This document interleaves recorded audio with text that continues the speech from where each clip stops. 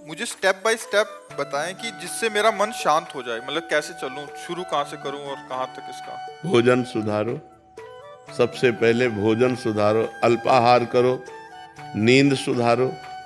नींद सुधारने का मतलब 5 घंटे या 6 घंटे जो टाइम रखो वो रात्रि में होना चाहिए और ब्रह्म मुहूर्त में उठना चाहिए। अगर स्टेप बाय स्टेप चलना चाहती हो तो पहले भोजन सुधारो।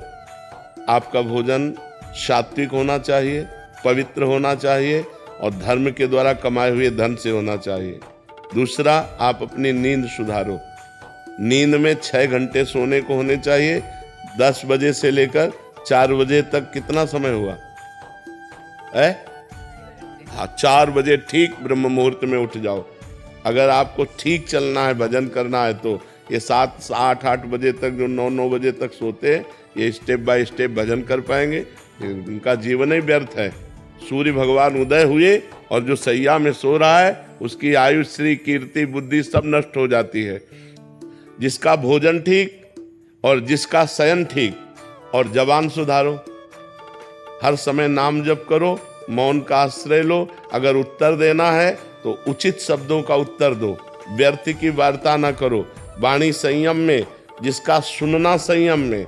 हम गंदी बातें न सुने, प्रपंच न सुने, भगवान की लीला कथा सुने, भगवान की चर्चा सुने, संत वाणी सुने, शास्त्रों की वाणी सुने, तो हमारी श्रवण इंद्री पवित्र। जब हमारी एक एक इंद्री पवित्र हो जाएगी तब हमारा मन भगवान में लगने लगेगा।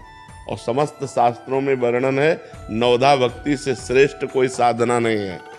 जो श्रवणम, कीर्तनम, स्मरणम, विष्णुपाद सेवनम, अर्चनम, वंदनम, दास्य, सख्य, आत्मसमर्पणम, इससे बढ़कर के कोई श्रेष्ठ भक्ति नहीं है। 9 प्रकार की भक्ति ही प्रेम लक्षणा भक्ति प्रदान करती है।